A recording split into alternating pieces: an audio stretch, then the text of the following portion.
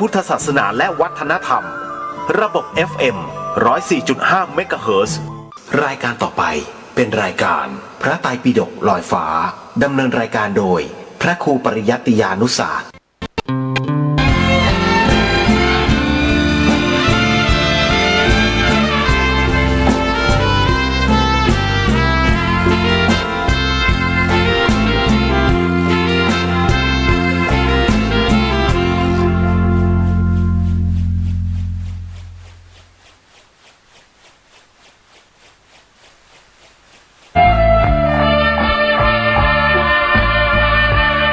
พุทธคุณกามาบอกมาเล่าฟังเป็นความรู้ข้อหนึ่งคืออรหันต์บุคคลที่ควรเชิดชูเพราะท่านเป็นผู้กิเลสไม่มีสัมมาสัมพุทโธ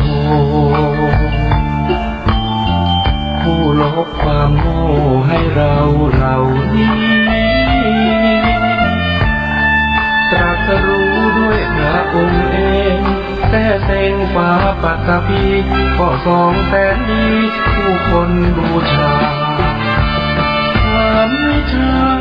จารณาสัมปันโน4 สุขโตรวมกันแปลได้เลยนะหมายถึงผู้รู้ประพฤติถึงธรรมล้ำค่าอีกสุขโตต่อมาผู้สาเด็จไปด้วยดี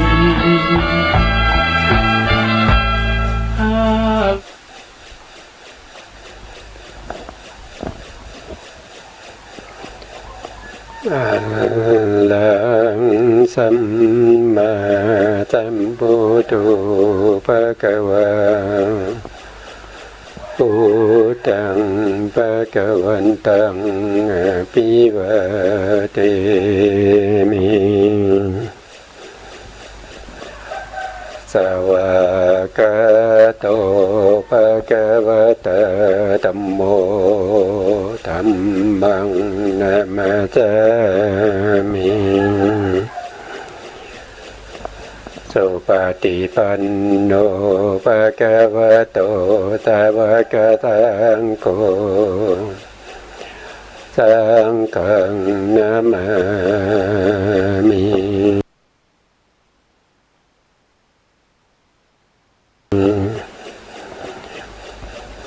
นะโม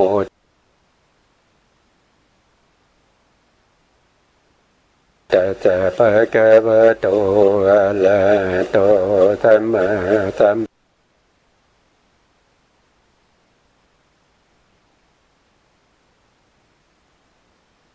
พุทธัสสะนะโมตัส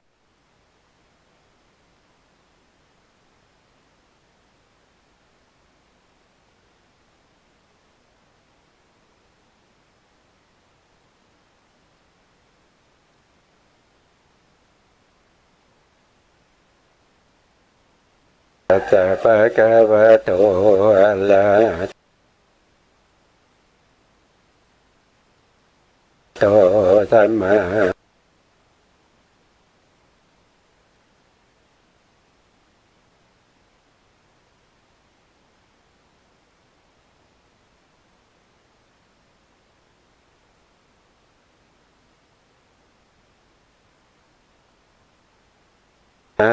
คาโนตามัง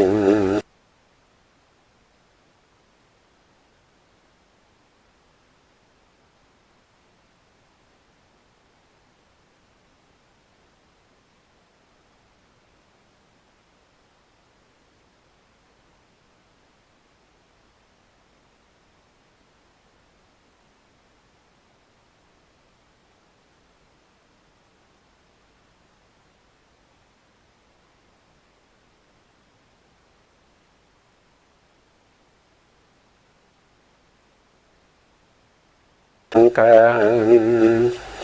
ตถาวุนิวรณ์ก็เป็นธรรมชาติที่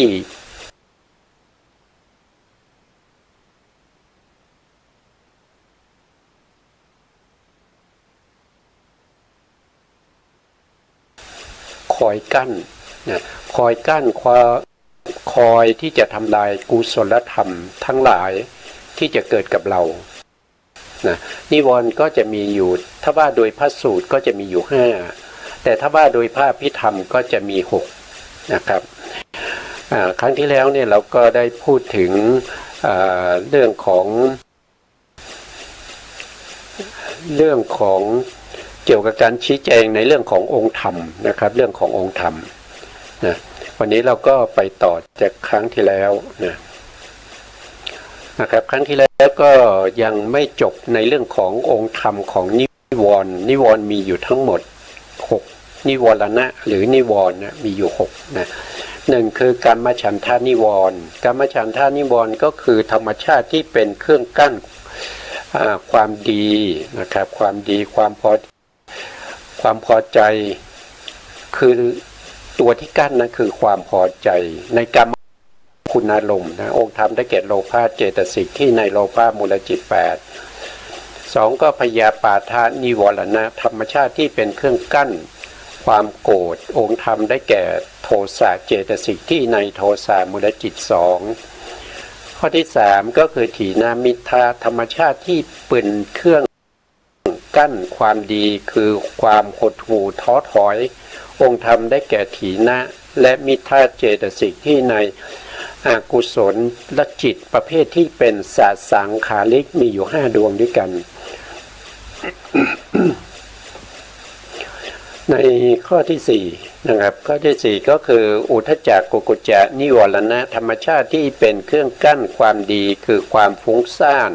รำคาญใจองค์ธรรมก็คือได้แก่อุทธัจจะเจตสิกที่ในอกุศลจิต12และกุกุจจะเจตสิกที่ในโทสะมูลจิต2แล้วก็ข้อที่5วิจิกิจฉานิวรณะธรรมชาติที่เป็นเครื่องกั้นความดีคือความลังเลความสงสัยลังเลในสิ่งที่ควรเชื่อองค์ธรรมได้แก่วิจิกิจฉาเจตสิกนะครับที่อยู่ในวิจิกิจฉาสัมปยุตที่อยู่ในทีนี้เราก็ข้อ1ถึงข้อ4นี่ผมก็ได้ชี้แจงในเรื่องขององค์ธรรมมาแล้วนะบางท่านเดี๋ยวจะสงสัยว่าองค์ธรรมเนี่ยมันคืออะไรนะครับองค์ธรรมก็คือ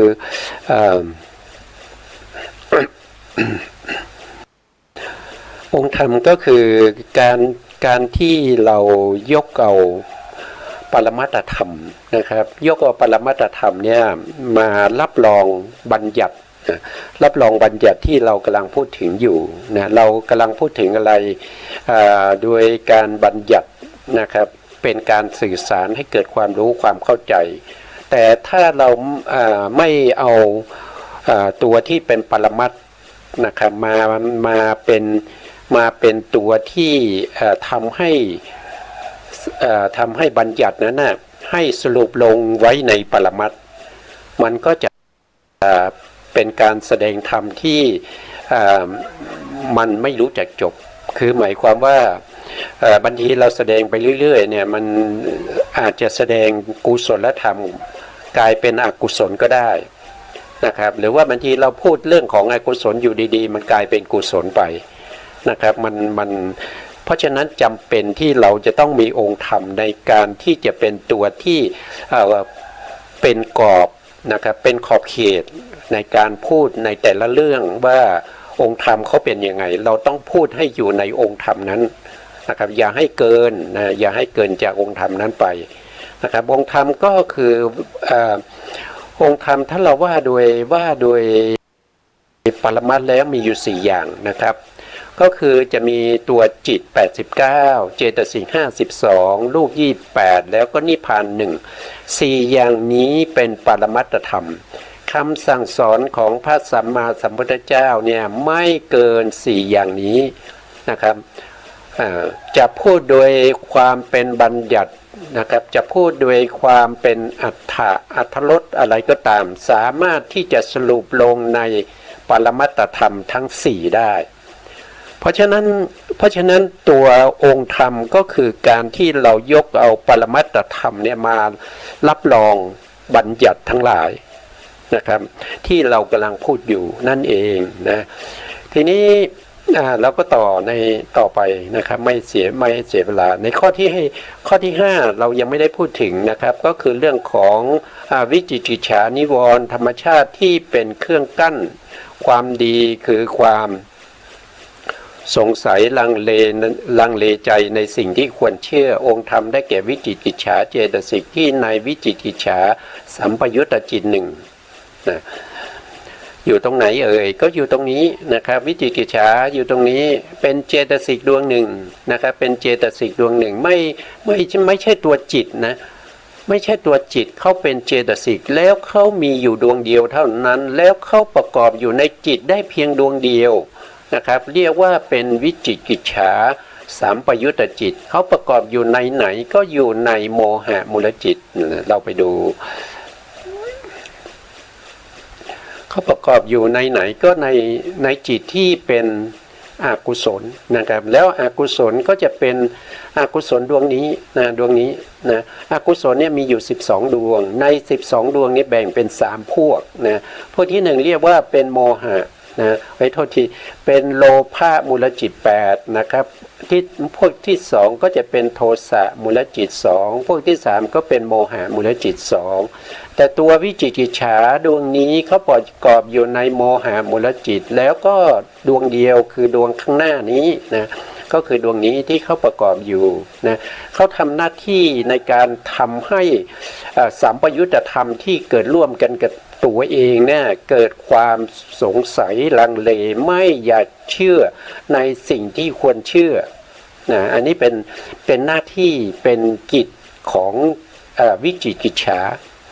นะครับวิจิกิจฉาเนี่ยเขาเกิดขึ้นกับโมหะมูลจิตดวงที่1เนี่ยก็มีเจตสิกประกอบร่วมกับเขาเนี่ยอยู่14นะอยู่14ดวง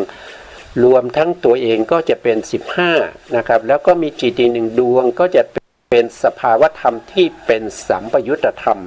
รวมกันก็จะมีอยู่16อย่างด้วยกันนะทีนี้16อย่างเนี่ยจะมีวิจิกิจฉานี่เป็นประธานเป็นหัวหน้านะวิจิกิจฉาเจตสิกนี่เป็นหัวหน้าแล้วก็สภาวธรรมอื่นๆเนี่ยจะต้องคอยตามวิจิกิจฉานะครับคอยตามความลังเลสงสัยจะนอกไปจากนี้ไม่ได้นะครับจะไปเป็นนู่นเป็นนี่ไม่ได้จะต้องอยู่ในสภาวะของวิจิกิจฉาคือลังเลสงสัยในคุณของพระพุทธเจ้าสงสัยว่าพระพุทธเจ้าเนี่ยตรัสรู้จริงหรือเปล่าเป็นพระอรหันต์จริงไหมนะครับพระธรรมคำสั่งสอนของพระสัมมาสัมพุทธเจ้าเนี่ยเป็นธรรมที่นำออกจากทุกข์จริงหรือเปล่าเป็นนิยานิกธรรมหรือเปล่าเขาสงสัยนะครับแล้วก็สงสัยว่าผู้ที่ปฏิบัติดีปฏิบัติชอบเป็นพระอรหันต์เป็นสาวกของพระพุทธเจ้ามีจริงไหมอย่างพระสารีบุตรเนี่ยตรัสรู้เป็นพระอรหันต์จริงหรือเปล่ามีปัญญาที่พระพุทธองค์ทรงแต่งตั้งไว้เป็นผู้เลิศกว่าภิกษุทั้งหลายในเรื่องของปัญญาจริงไหมอย่างเงี้ยมันสงสัยอย่างเงี้ยแล้วก็สงสัยในการปฏิบัติว่าการที่เราเจริญวิปัสสนาเนี่ยเป็นหนทางนำเราไปสู่มรรคผลได้ไหมเป็นจริงหรือคงไม่จริงมั้งนะน่าจะเป็นสมถะนะทำให้จิตสงบน่าจะสบายกว่านี่อย่างเนี้ยสงสัยนะครับสงสัยเรื่องของการที่พระพุทธพระธรรมพระสงฆ์แล้วก็สงสัยในวิธีการปฏิบัติต่างๆนะครับเพราะฉะนั้นถ้าใครที่มีวิจิกิจฉาอยู่ในใจเนี่ยจิตมันจะไม่สงบนะมันสงสัยอยู่เรื่อยมันก็ไม่แล้วก็วิจิกิจฉานี้เป็นสภาวธรรมที่เป็นอินทรีย์ไม่ได้ด้วยนะครับเป็นอินทรีย์ไม่ได้ด้วยเพราะว่าเขาไม่มีความสงบนะถึงแม้ว่าเขาจะมีเอกคตาเจตสิกประกอบอยู่ในจิตที่เป็นวิจิกิจฉาสัมปยุตนะครับแต่ก็ไม่สามารถที่จะเป็นประเภทที่เป็นอินทรีย์ที่เป็นถ้าเป็นโมหะเนี่ยเขาจะมีเวทนาที่เป็นอุเบกขาใช่ไหมครับเพราะฉะนั้นเขาไม่สามารถที่จะเป็นอุเบกขินสีได้นะไม่สามารถเป็นได้เนื่องจากอะไรเนื่องจากหลายประการนะครับ ประการหนึ่งที่มองเห็นก็คือเขาจะไม่เกิดร่วมกับคืออาทิโมกเจตสิกนี้ไม่เกิดร่วมกับวิจิกิจฉานะอาทิโมกนี้ไม่เกิดร่วมเพราะอาทิโมกนี้เป็นสภาวะธรรมที่ตัดสินอารมณ์แต่วิจิกิจฉานี่เขายังลังเลสงสัยตัดสินไม่ได้นะเพราะฉะนั้นเขาไม่มีความสงบเขาจะเป็นอุเบกขาไม่ได้นะครับไม่เหมือนกับอย่างอื่นนะครับไม่เหมือนกับบางคนอาจจะสงสัยเรื่องของอุทธัจจะเจตสิกว่าอุทธัจจะเจตสิกเนี่ยทำไมถึงเป็นสมาธินทรีย์ได้นะครับทำไมเป็นได้ก็เพราะว่าอุทธัจจะเจตสิกเนี่ยเขาเป็นสภาวะธรรมที่เป็นผู้ปกครองเป็นผู้ที่ควบคุมในสัมปยุตธรรมเป็นหัวหน้าเป็นใหญ่เป็นประธานอยู่ในนั้นนะครับแล้วก็มีอาทิโมกประกอบอยู่ด้วยมีอาทิโมกประกอบอยู่ด้วยนะครับแต่ส่วนของวิจิกิจฉาเนี่ยถึงแม้ว่าจะมีวิจิกิจฉาเนี่ยเป็นผู้ปกครองเป็นผู้ที่ดูแลสัมปยุตธรรมเป็นใหญ่เป็นผู้ปกครองอยู่ในนั้นแต่การปกครองด้วยความลังเลสงสัยไม่มีการตัดสินใจอย่างนี้เข้าถึงความเป็นอินทรีย์ไม่ได้นะเข้าถึงความเป็นอินทรีย์ไม่ได้ก็เลยไม่ได้เวลาเราพูดถึงอุเบกินทรีย์แต่ว่าอินทรีย์ทั้งหลายเราต้องเว้นตัวนี้ไปนะครับเว้นวิจิกิจฉาแล้วก็เว้นจิตประเภทที่เป็นวิริยะด้วยเพราะว่าการที่จะเป็นอุเบกินทรีย์ได้จะต้องประกอบด้วยจิตที่มีวิริยะประกอบนะจะต้องประกอบด้วยวิริยะจิตไหนที่ไม่มีวิริยะเนี่ยจิตนั้นจะไม่สามารถที่จะเป็นอินทรีย์ได้นะครับจะเข้าไม่ถึงนะครับไม่ใช่ว่าตัวจิตไม่เป็นนะครับคือหมายถึงสัมปยุตธรรมที่ประกอบอยู่ในจิตเหล่านั้นแต่จิตนี่เขาเป็นถ้าว่าโดยจิตเนี่ยเป็นมนินทรีย์อยู่แล้วก็คือเป็นอินทรีย์ที่เป็นมนินทรีย์อยู่แล้วแต่ถ้าพูดถึงตัววิจิกิจฉาอย่างเงี้ยถ้าพูดถึงจักขุอย่างเงี้ยจักขุวิญญาณนะอันนี้ก็เป็นเรื่องของวิจิกิจฉานะครับวิจิกิจฉานี้เป็นจิตเป็นเจตสิกดวงหนึ่งประกอบอยู่ในจิตที่เป็นโมหะแล้วก็มีเจตสิกอื่นๆประกอบร่วมด้วยอยู่14นะครับ14ถ้าเราดูว่า14คืออะไรนะครับเราก็มาดูตรงนี้เลยนะครับก็จะมีอัญญสมณะเจตสิก10ดวงด้วยกันนะอัญญสมณะเจตสิก10ดวงนะครับคืออะไรบ้างก็จะมีสัพพจิตตสาตานะเจตสิก7ดวงก็จะมีผัสสะเวทนาสัญญาเจตนาเอกคตาชีวิตินทรีย์มนสิการแล้วก็ปกิณณกเจตสิกอีก3นะอีก3ดวงข้างบนเป็น7ข้างล่างเป็น3รวมก็เป็น10นะครับ3ดวงที่เป็นปกิณณกเจตสิกก็คือได้แก่ตัววิตกวิจารแล้วก็เว้นอธิโมกข์นะแล้วก็มาวิริยะนะครับก็จะมีอยู่3ดวงคือวิตกวิจารวิริยะนะครับรวมแล้วก็จะเป็น10เขาเว้นอธิโมกข์นะวิจิกิจฉาสัมปยุตเว้นอธิโมกข์เว้นปีติเพราะว่าเขาเป็นอุเบกขาเวทนาเขาเป็นอุเบกขาแล้วก็เว้นฉันทะนะครับฉันทะไม่ประกอบเพราะว่าโมหะเป็นสภาวะธรรมที่เป็นความหลงความโง่ความไม่รู้นะความไม่รู้เพราะฉะนั้นฉันทะนี่คือความปรารถนาในอารมณ์เพราะฉะนั้นฉันทะมีสภาวะตรงกับข้ามกับความหลงความโง่ฉันทะนี่เป็นตัวปรารถนา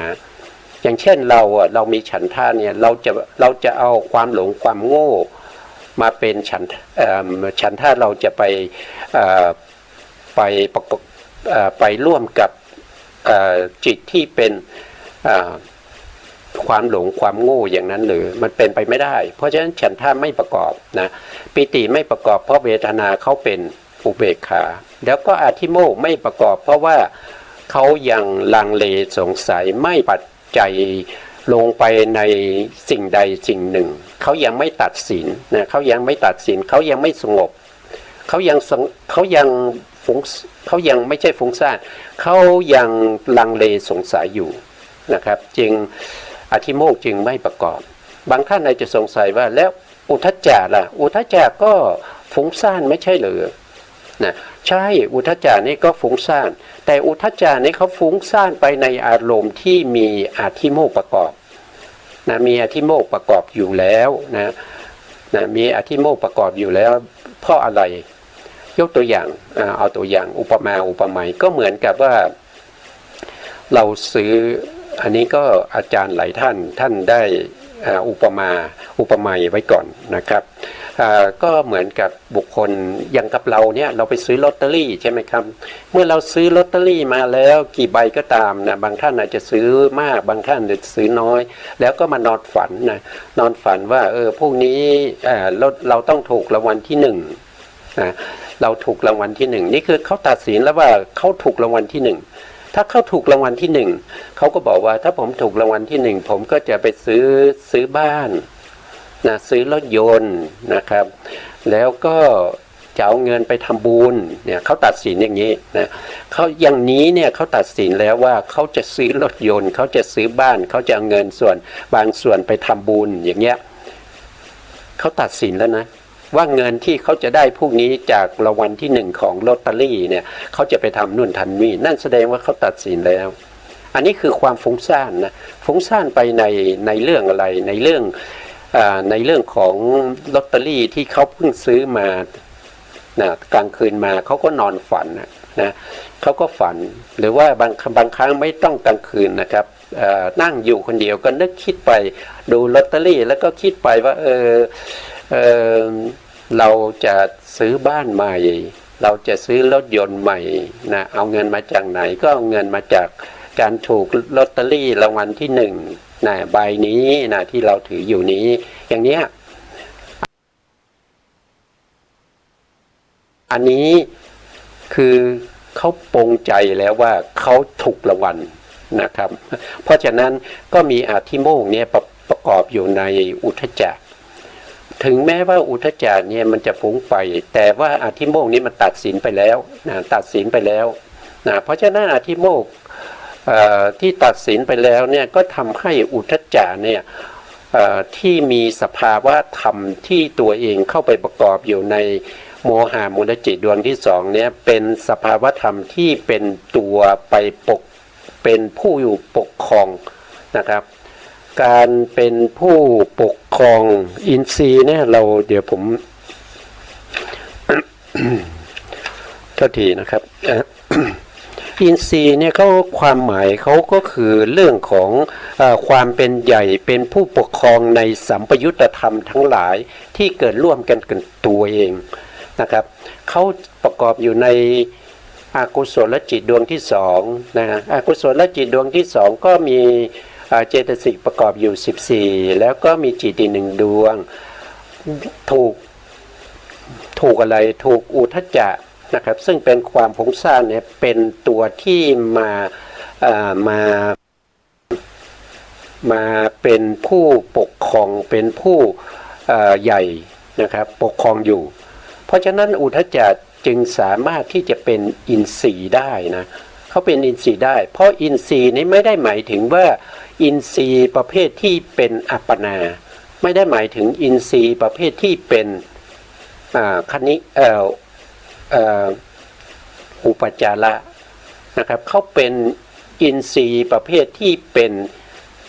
คณิกะสมาธิแต่เขาสามารถที่จะเป็นอุเบกขินสีได้เพราะเวทนาของโมหะเป็นอุเบกขานะครับฟังก็ไม่รู้ว่าท่านจะเข้าใจหรือเปล่านะครับก็มันเกี่ยวข้องกันหลายอย่างนะครับมันก็เลยมันเกี่ยวข้องกันหลายส่วนนะถ้าพูดถึงวิจิกิจฉาแล้วบางท่านอาจจะสงสัยนะครับวิจิกิจฉาเนี่ยเข้าไม่ถึงอุเบกขินสีนะครับคือเข้าไม่ถึงสภาวะของสมาธิที่เป็นอินทรีย์แต่ว่าอุทธัจจะซึ่งเป็นตัวฟุ้งซ่านนี้ยังทำไมถึงเข้าถึง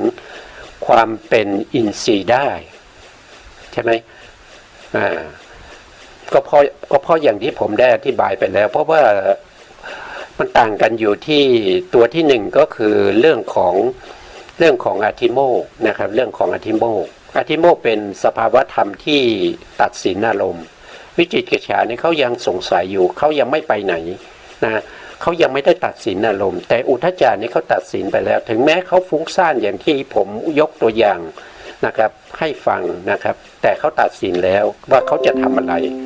นะแต่เขายังไม่ได้ทำนะเขาฟุ้งไปแต่ตัดสินแล้วนะ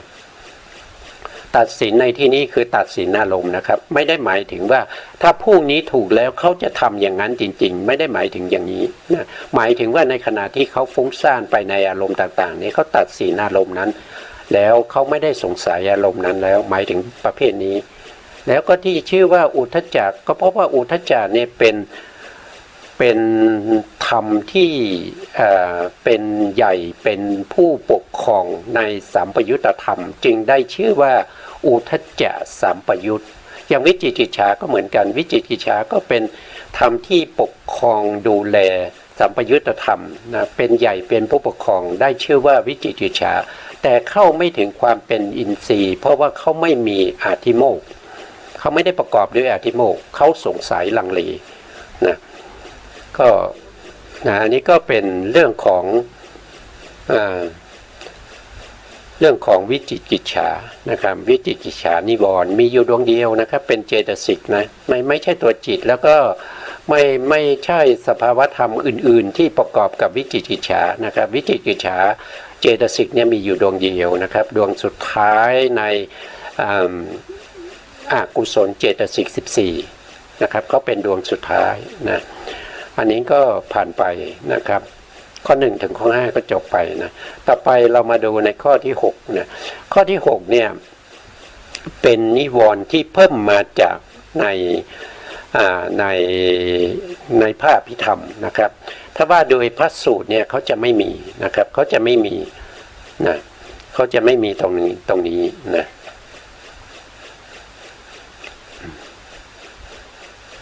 ก็ปิดไว้ก่อนนะครับว่าเดี๋ยวจะมาคนละเรื่องกันนะครับข้อที่6นะข้อที่6ก็คืออวิชชานิวรณ์นะอวิชชานิวรณะธรรมชาติที่เป็นเครื่องกั้นความดีคือความหลงความโง่ที่ไม่รู้ตามความเป็นจริงองค์ธรรมได้แก่โมหะเจตสิกที่ในอกุศลจิต12โมหะเจตสิกอยู่ตรงไหนอยู่ตรงนี้นะโมหะเจตสิกอยู่ตรงนี้แล้วโมหะเจตสิกดวงนี้ท่านบอกว่าในอกุศลจิต12นั่นแสดงว่าเขาประกอบอยู่ในอกุศลจิตทั้งหมดเลย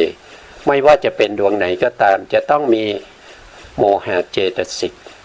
นะครับเราพูดถึงโมหะมูลจิต2นะครับก็มีโมหะเจตสิกประกอบเราพูดถึงโทสะมูลจิต2ก็มีโมหะเจตสิกประกอบเราพูดถึงโลภะมูลจิต8ก็มีโมหะเจตสิกประกอบอยู่เสมอขาดโมหะไม่ได้โมหะนี้เป็นสภาวธรรมที่เขาจะเป็นตัวที่อยู่เบื้องหลังนะครับเป็นตัวที่อยู่เบื้องหลังคอยสนับสนุนคอยที่จะส่งเสบียงนะครับคอยที่จะเป็นตัวที่ให้กำลังใจนะครับแก่โลภะมูลจิตและสัมปยุตธรรมอื่นๆแก่โทสะมูลจิตที่มีสัมปยุตธรรมอื่นๆประกอบอยู่แล้วก็โมหะเจตสิกโมหะมูลจิต2นะครับโมหะมูลจิตเราจะสังเกตเห็นว่าจิตทั้งที่เป็น12ดวงที่เป็นอกุศลทั้งหมดเนี่ยมีจิตดวงไหนบ้างที่ชื่อว่าโมหะไม่มีนะครับไม่มีถึงแม้ว่าจิต2ดวงที่รวมกันแล้วเขาเรียกว่าโมหะมูลจิต2ก็ไม่ได้ชื่อว่าโมหะนะเขาจะชื่อว่าวิจิกิจฉาสัมปยุตตจิต1นะครับแล้วก็อุทธัจจะสัมปยุตตจิต1นะเขาไม่มีชื่อนะครับเขาไม่ได้มีชื่อว่าเป็นโมหะนะเขาไม่มีชื่อว่าเป็นโมหะเรื่องความหลงความโง่นะ ความหลงความโง่ก็ได้แก่โมหะนะครับที่ครั้งที่แล้วเนี่ยผมก็ได้พูดไปว่าโมหะในกลุ่มของโมหะเนี่ยมีโมหะเป็นประธานมีอาหิริกะคือความไม่ละอายต่ออกุศลทุจริตกรรมทั้งหลายแล้วก็อโนตตปะคือความไม่เกรงกลัวในอกุศลธรรมนะครับทุจริตกรรมทั้งหลายแล้วก็มีอุทธัจจะก็เป็นสภาวะที่ฟุ้งซ่านนะครับสี่ดวงนี้เวลาเขาเกิดเขาจะเกิดพร้อมกันด้วยนะครับเขาเกิดพร้อมกันด้วยแล้วเขาจะเกิดในอกุศลและจิต12นะเขาจะเกิดเสมอเลยไม่ว่าจิตดวงไหนจะเกิดขึ้นก็ตามนะครับอย่างเมื่อตะกี้นี้ผมได้พูดไปถึงเรื่องของวิจิกิจฉาสัมปยุตที่มีเจตสิกประกอบ15นะครับมีเจตสิกประกอบอยู่15ดวงนะครับก็คืออะไรก็คือสภาพจิตตสาธารณเจตสิก7นะครับแล้วก็8ก็คือวิตกนะ9ก็คือวิจารนะครับ10ก็คือวิริยะนะครับในปกิณณกะนี่เขาประกอบได้3ดวงยกเว้นอาทิโมกยกเว้นปีติยกเว้นฉันทะอันนี้ก็เป็น10ใช่ไหมครับ10แล้วก็ประกอบกับโมจตุกะ4เนี่ย4ดวงนี้นะ4ดวงนี้ที่เป็นอกุศลที่เป็นโมหะในกลุ่มของโมหะเรียกว่าโมจตุกะ4เนี่ยก็ประกอบด้วยก็เป็น14นะ14แล้วก็มาประกอบกับวิจิกิจฉาอีก1ดวงก็เป็น15ดวงนะเจตสิก15มีจิตอีก1นะครับสภาวธรรมเขาก็จะมีอยู่16อย่างด้วยกันแต่16อย่างนี้มีตัววิจิกิจฉานี่เป็นประธานนะครับเป็นประธานเป็นผู้ที่มีกำลังมากในจิตดวงนี้เป็นสัมปยุตธรรมนะเป็นตัวที่ทำให้สภาวธรรมอื่นๆที่เกิดร่วมกับตัวเองเนี่ยคล้อยไปตามนะคล้อยไปในเรื่องของความสงสัยนะไปในเรื่องของความสงสัยหมดนะครับมันไม่น้อมเอียงไปในการตัดสินอารมณ์เลยไม่มีอธิโมกข์นะแล้วจิตดวงนี้มีเจตสิกประกอบ15ดวงเราเรียกว่าเป็นอุทธัจจะสัมปยุตก็เป็นโมหะเหมือนกันนะครับแล้ว15เจตสิกได้แก่อะไรนะครับก็คือได้แก่อัญญสมานาเจตสิก7อันนี้ประกอบกับจิตทุกดวงนะครับ7ดวงนี้นะที่เป็นผัสสะเวทนาสัญญาเจตนาเอกคตาชีวิตินทรีย์มนสิการ7ดวงนี้เราเรียกว่าเป็นสัพพจิตตสาธารณเจตสิก7เพราะฉะนั้นจะต้องประกอบอยู่ในจิตทุกดวงเว้นไม่ได้นะนี่เว้นไม่ได้ขาดตกบกพร่องนี้ไม่ได้เลยต้องประกอบเสมอนะครับส่วนปกิณณกะนี้ไม่แน่กระจัดกระจายนะครับประกอบบ้างไม่ประกอบบ้างเรียกว่าปกิณณกะเจตสิกนะเมื่ออุทธัจจะสัมปยุตตจิตนะครับประกอบกับสภาพจิตตสาธารณเจตสิก7ก็มา7แล้วก็ยังมีปกิณณกะเจตสิกคือ8คือวิตก9คือ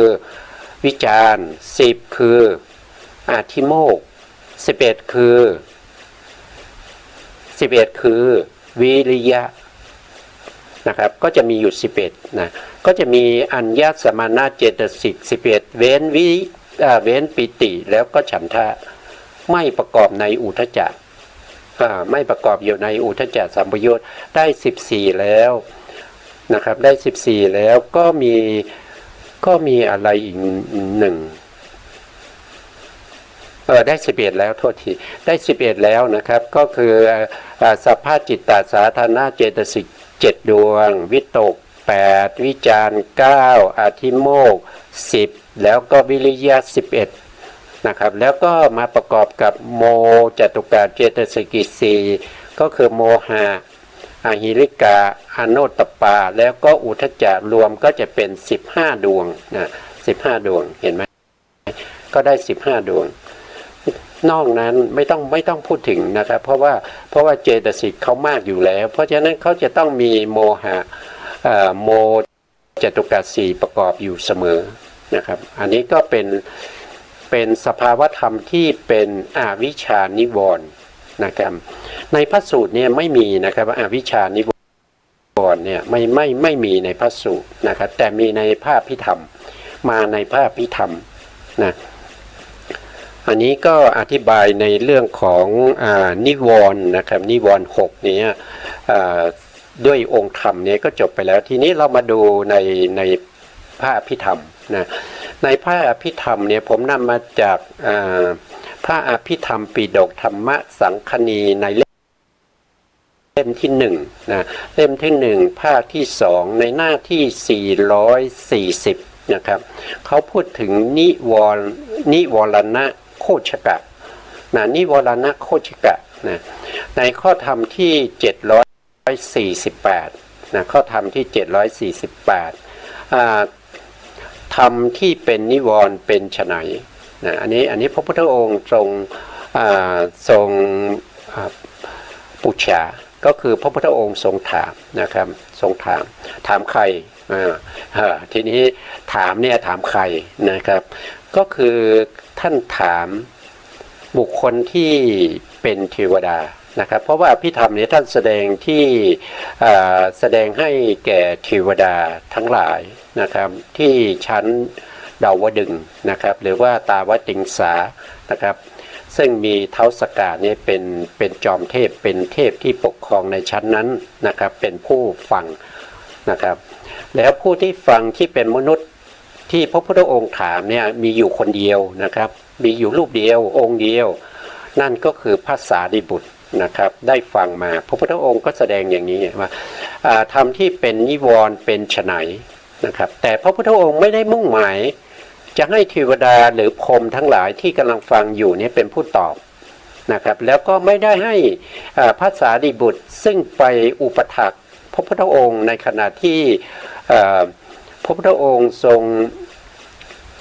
รงฉันบิณฑบาตนะครับที่ป่าไม้จันทร์นะครับถ้าผมจำไม่ผิดที่ป่าไม้จันทร์นะครับพระพุทธองค์ก็แสดงพระอภิธรรมโดยย่อให้พระสารีบุตรเนี่ยเป็นผู้ฟังนะครับก็แสดงเหมือนกันแต่แสดงโดยย่อนะครับพระพุทธองค์ไม่ได้มุ่งหมายให้เทวดาพรหมหรือว่าพระสารีบุตรนี้เป็นผู้ตอบนะพระพุทธองค์จะตอบเองนะครับเนี่ยอภิธรรมนะเนี่ยพระพุทธองค์ก็จะตอบว่านิวรณ์6เห็นไหมนิวรณ์6คือ1กัมมฉันทานิวรณ์นะครับตรงในพระสูตรนี้เขาใช้เขาไม่ได้คือคำแปลนะอันนี้คือคำแปลมาจากบาลีนะครับแปลมาจากบาลีนะเราไม่สามารถแปลได้นะครับเพราะฉะนั้นเราก็เอาอัตถกถาหรือพระไตรปิฎกที่ได้แปลแล้วที่มีบุคคลอื่นท่านแปลมาแล้วนะครับผู้ที่แปลก็เป็นผู้ที่มีความรู้ความชำนาญในเรื่องของภาษาบาลีนะครับเราไม่มีนะครับเพราะฉะนั้นเราก็ต้องเรียนตามนี้นะแต่ถ้าเราสงสัยเราก็เอาไปถามผู้ที่มีความรู้แตกฉานในเรื่องของบาลีได้นะครับว่ากัมมฉันทะนะครับหรือว่ากัมมฉันทะนิวรณ์กับกัมมฉันทะนิวรณะเป็นอันเดียวกันหรือว่ามันมาอย่างไงนะครับแต่ในที่นี้เราไม่ต้องสงสัยก็คือนิวรณ์ก็นิวรณ์นั่นเองนะครับเป็นธรรมที่พระพุทธองค์ทรงแสดงไว้แสดงเป็นภาษาบาลีนะครับไม่ได้แสดงเป็นภาษาไทยอย่างนี้นะครับอันนี้คือเขาแปลมาให้เรานะเราก็เรียนตามนี้เพราะเราไม่มีความรู้ความเข้าใจไม่เชี่ยวชาญในเรื่องของภาษาบาลีนะครับนิวรณ์มี6ก็คือได้แก่กัมมฉันทานิวรณ์นะครับแล้วก็พยาปาทานิวรณ์1นะแล้วก็ถีนมิทธานิวรณ์1นะอุทจจะโกกุจจะนิวรณ์1นะครับก็เป็น4แล้วนะแล้วก็วิจิกิจฉานิวรณ์1ก็เป็น5นะครับแล้วก็อวิชชานิวรณ์1เห็นไหมพระพุทธองค์แสดงไว้ในพระอภิธรรมเนี่ยมีนิวรณ์อยู่6นะแต่ในพระสูตรเนี่ยพระพุทธองค์จะแสดงไว้แค่5ก็คือเขาไม่ได้พระพุทธองค์ไม่ได้แสดงอวิชชานิวรณ์ในพระสูตรนี้จะไม่มีคำว่าอวิชชานิวรณ์แต่นี่อวิชชานิวรณ์เนี่ยจะมีในพระอภิธรรมทีนี้เพราะอะไร การที่พระพุทธองค์ทรงแสดงธรรมเนี่ยก็เพราะว่าอัธยาศัยของสัตว์ทั้งหลายนะอัธยาศัยที่นุ่มนวลแล้วก็ละเอียดนะจะมีแก่เทวดานะครับแล้วก็เทวดานี้เป็นบุคคลที่สามารถที่จะฟังธรรมที่พระพุทธองค์แสดงด้วยความรวดเร็วนะครับอย่างเช่นยกตัวอย่างเช่นอย่างอันนี้ผมยกตัวอย่างนะครับจะมีในพระสูตรผมจำไม่ได้ว่าโดยรายละเอียดจะเป็นยังไงนะครับคือพระอานนท์อย่างเราเนี่ยเราฟังนะครับเราฟังธรรมจากพระอานนท์เนี่ยพระอานนท์เนี่ยท่านสามารถพูดได้เท่าไหร่จำไม่ได้120ไหม120คำเนี่ยเราพูดได้แค่คำเดียวนะครับเขาสามารถจะพูดโดยใช้เวลาเท่ากันเนี่ยพระอานนท์เนี่ยจะพูดได้ถึง120คำนะพระอานนท์พูดได้120คำภาษาดีบุตรได้มากกว่านั้นนะครับจะได้มากกว่าพระอานนท์นะครับยกเป็นตัวอย่างเฉยๆนะครับอาจจะพูดได้ถึง300นะครับแต่ภาษาดีบุตรเนี่ยพูดได้300แต่พระพุทธองค์เนี่ยเวลาเท่ากันเนี่ยพระพุทธองค์เนี่ยสามารถพูดได้เป็นพันนะครับเป็นพันกว่าคำนะเพราะฉะนั้นมันก็จะแตกต่างกันนะครับผู้ที่ฟังเนี่ยเป็นเทวดากับเป็นพรหมเนี่ยเขาฟังแบบนี้เนี่ยเขาสามารถที่จะฟังทันได้นะพระพุทธองค์แสดงพระอภิธรรมเนี่ยมีธรรมอยู่42,000 พระธรรมขันธ์เนี่ยใช้เวลาแสดงถ้าว่าโดยเวลาในเมืองมนุษย์เราเนี่ยใช้เวลาอยู่3 เดือนช่วงเข้าพรรษานะครับ3 เดือนแต่พระพุทธองค์ไม่ได้มีการพักผ่อนในช่วงระยะเวลาที่ไปบิณฑบาตในช่วงระยะเวลาที่เป็นกลางคืนต้องนอนพักผ่อนอย่างเนี้ยต้องจำเขาเรียกว่าอะไรอยู่บนเทวดาจำวัดนะครับอย่างนี้นะแต่พระพุทธองค์แสดงอภิธรรมตั้งแต่เริ่มแสดงจนถึงจบในมหาปฐานนะอักษรตัวสุดท้ายเนี่ยใช้เวลาอยู่3 เดือน3 เดือนในโลกมนุษย์ทั้งแสดงทั้งกลางวันและกลางคืนติดต่อกันโดยไม่มีการหยุดพักนะเมื่อกี้ผมพูดถึงพระพุทธองค์ฉันบิณฑบาตใช่ไหมครับพระสารีบุตรไปอุปถานแล้วใครแสดงก็บอกว่าเป็นพุทธ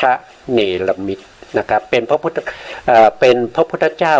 อีกองค์หนึ่งที่พระพุทธองค์ทรงเนรมิตขึ้นมาเพื่อให้แสดงอภิธรรมต่อจากที่พระพุทธองค์แสดงและที่จบลงไปเนี้ยเพื่อที่พระพุทธองค์จะไปบิณฑบาตแล้วก็ไปฉันเพราะพระพุทธองค์เป็นมนุษย์นะครับต้องฉันอาหารนะครับนะพุทธเนรมิตก็จะแสดงธรรมต่อนะครับแล้วพระพุทธองค์ไปกิจต่างๆบิณฑบาตฉันบิณฑบาตแสดงธรรมโดยย่อให้แก่พระสารีบุตรแล้วก็กลับมานะครับกลับมาก็จะแสดงต่อนะพุทธเนรมิตที่พระพุทธองค์เนรมิตขึ้นมาก็จะหายไปนะครับก็คือแสดงอภิธรรมนี้ต้องแสดงติดต่อกันโดยไม่มีระหว่างขั้นแล้วก็แสดงด้วยคำพูดที่รวดเร็วนะครับถ้ามาแสดงในเมืองมนุษย์นี้มนุษย์เราจะฟังไม่ทันนะมนุษย์เราจะฟังไม่ทันนอกจากบุคคลที่เขามีบุญบารมีเคยสร้างบุญบารมีมาแล้วก็ด้วยอัธยาด้วยพระมหากรุณาของพระพุทธองค์นะครับที่แสดงธรรมเร็วๆอย่างนั้นให้แก่บุคคลใดบุคคลหนึ่งฟังเขาก็จะฟังได้โดยสะดวกต้องมีบารมีมาก่อนนะครับไม่ใช่อยู่ๆแล้วก็มาฟังที่พระพุทธองค์แสดงเหมือนกับชั้นดาวดึงส์เนี่ยมันฟังไม่ได้นะมันฟังไม่ได้มันฟังไม่รู้นะครับเพราะพระพุทธองค์แสดงด้วยความรวดเร็วแล้วก็ใช้เวลานะครับ42,000 พระธรรมขันธ์นะครับใช้เวลาอยู่3 เดือนตลอดทั้งกลางวันและก็กลางคืนนะครับติดต่อกันโดยไม่มี ไม่มีกิจอย่างอื่นมาขั้นนะแล้วก็อัธยาศัยของเทวดาไม่เหมือนกับมนุษย์นะครับเพราะฉะนั้นอัธยาศัยของเทวดาจะละเอียดอ่อนเพราะฉะนั้นเทวดาก็จะมีความสงสัยในเรื่องของนิวรณ์นะครับบางท่านก็จะมีอวิชชานิวรณ์ด้วยนะครับไม่เหมือนกับมนุษย์เรามองไม่เห็นนะยากที่เราจะมองเห็นเรื่องของอวิชชานิวรณ์เพราะฉะนั้นพระสูตรที่พระพุทธองค์แสดงแก่พวกเราซึ่งเป็นมนุษย์เนี่ยก็จะไม่มีคำว่าอวิชชานิวรณ์นะครับอวิชชานิวรณ์จะมาในพระอภิธรรมเป็นธรรมที่ละเอียดสุขุมลุ่มลึกกว่าพระสูตรนะครับเป็นเรื่องของสภาวะธรรมทั้งหมดไม่มีตัวละครนะครับนอกจากตัวละครที่ท่านยกมาในอัตถกถานะครับในอัตถกถาของอภิธรรมก็จะมีตัวละครนะครับที่ยกตัวอย่างเข้าไปนะครับนะก็จะเป็นลักษณะอย่างนี้นะครับเพราะฉะนั้นความแตกต่างของพระสูตรกับพระอภิธรรมจึงแตกต่างกันไปบ้างเล็กๆน้อยๆแต่ไม่ได้เป็นปัญหามันมีที่มาแล้วก็มีที่ไปการแสดงที่แตกต่างกันไปอย่างนี้ก็เนื่องจากอัธยาศัยของมนุษย์เรากับเทวดาไม่เหมือนกัน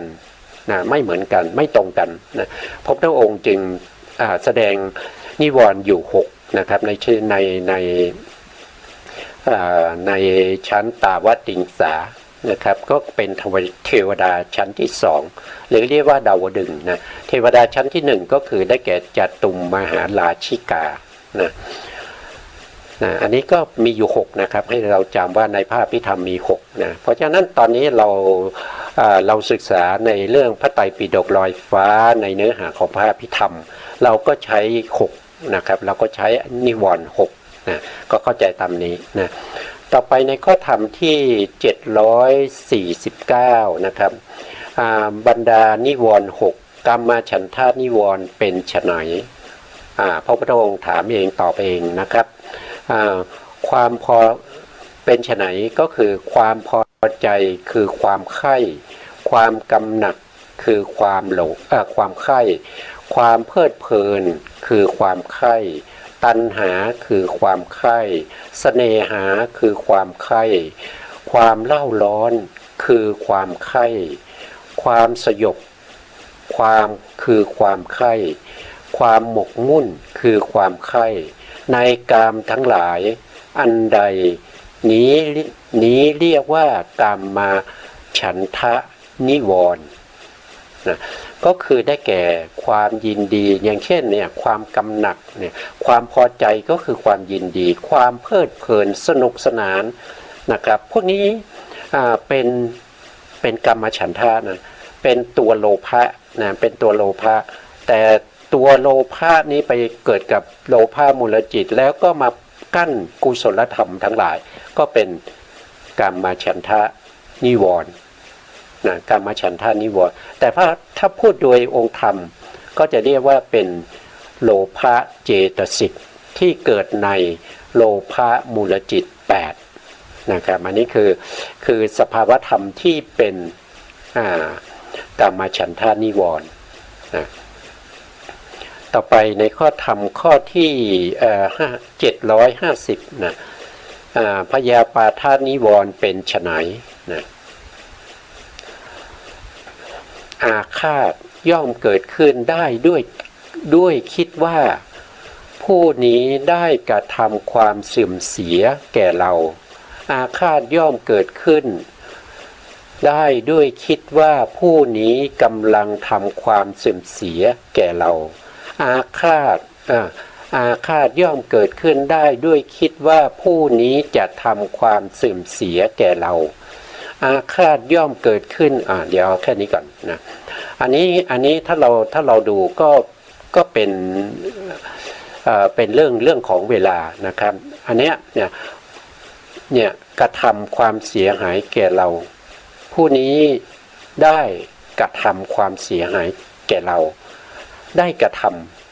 ำนี้คือเคยทำมาแล้วนะเคยทำมาแล้วในอดีตอันนี้ข้อนี้เป็นอดีตในอดีตเนี่ยเขาเคยทำความเสียหายหรือว่าเขาเคยทำร้ายเราไม่ว่าจะเป็นคำพูดหรือ กายกรรมก็ตามนะครับทำให้เราได้รับความเสียหายอันนี้คือเคยทำมาแล้วนะอันที่สองก็คือคิดว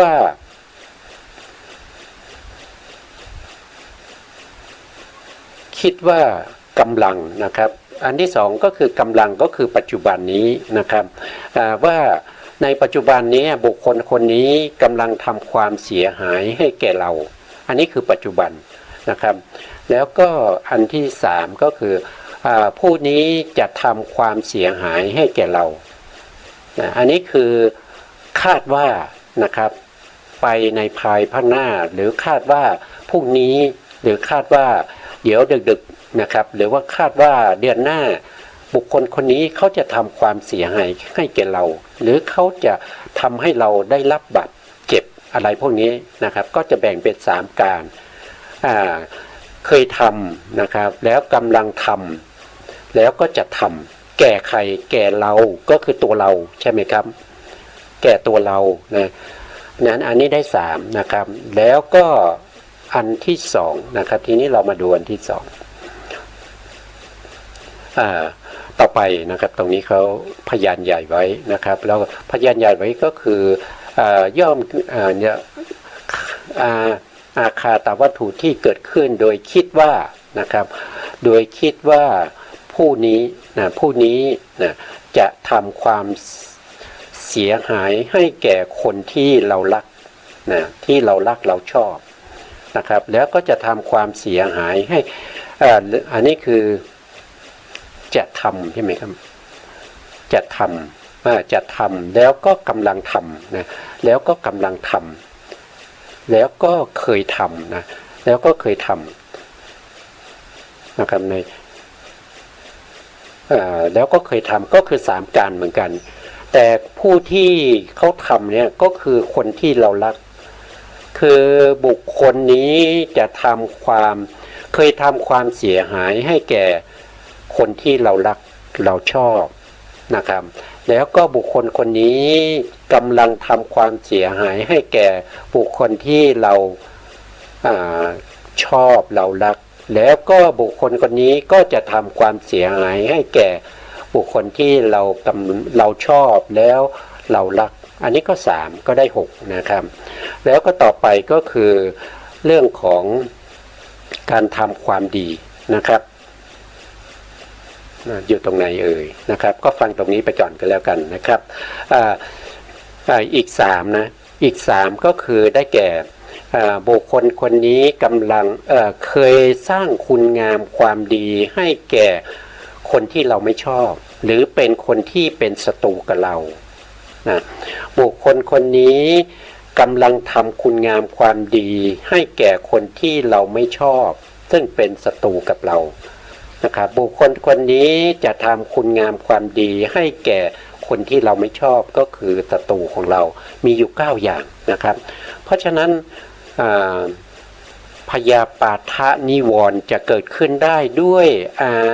อาคาตวัตถุ9อย่างนี้นะครับ9อย่างนี้นะ9อย่างจำได้นะครับทำแก่เรา3อย่างทำแก่คนที่เรารัก3อย่างแล้วก็ทำแก่คนที่เราไม่ชอบไม่รักไม่ใคร่เป็นศัตรูกับเราอีก3อย่างรวมกันก็เป็น9อย่างไอ้9อย่างนี้แหละที่มันเป็นเหตุเป็นปัจจัยให้เรามีพยาปาทานิวรณ์นะครับเมื่อเรามานั่งสมาธิหรือว่าเราอยู่คนเดียวนั่งอยู่คนเดียวเนี่ยนะครับเราก็คิดไปฟุ้งไปก็จะเห็นบุคคลคนนี้เคยทำร้ายเรานะครับมันก็จะฟุ้งไปเรื่อยๆนะครับก็อันนี้ก็เป็นตัวที่คอยกั้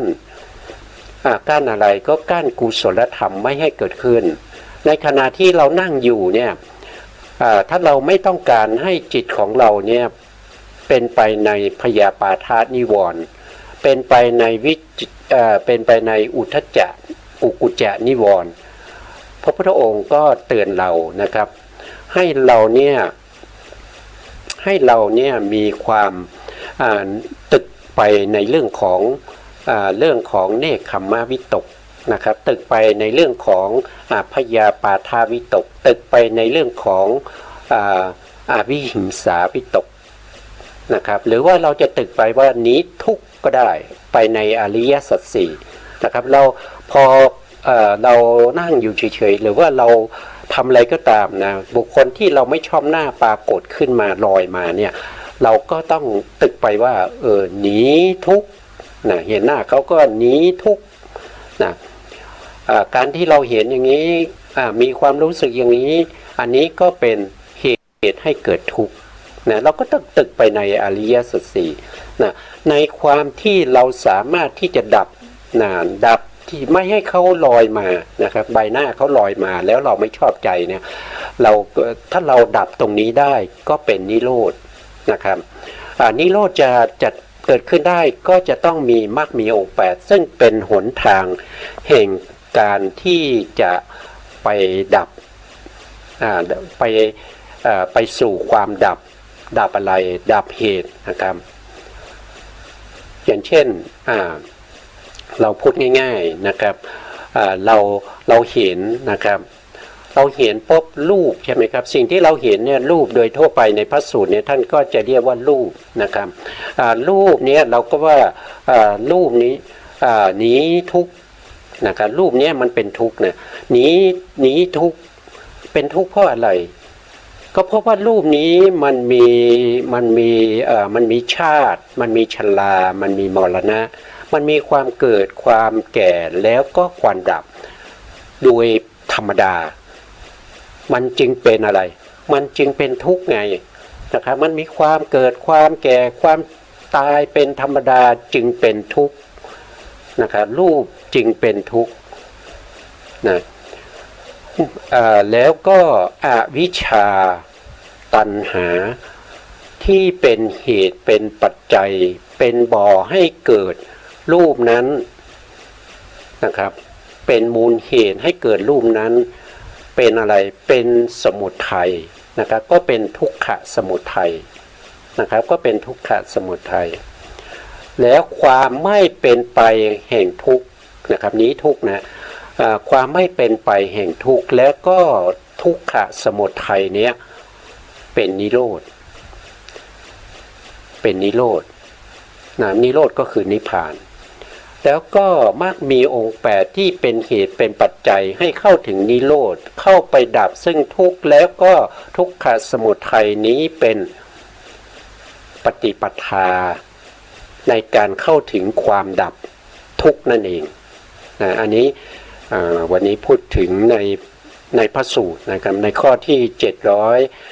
750ยังไม่จบเลยนะเวลาเราหมดนะครับเพราะฉะนั้นเราก็จำต้องคืนเวลาให้ทางสถานีนะครับก็เรียนภาพพิธรรมก็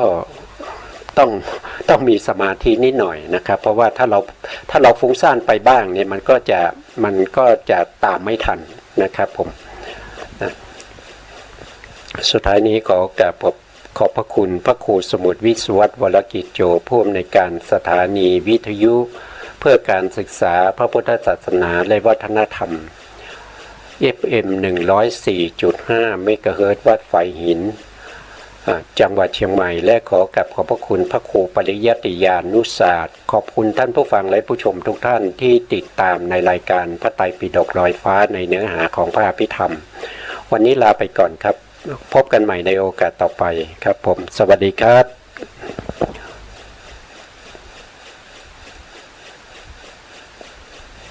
หมายถึงเป็นผู้แจ้งในโลกนี้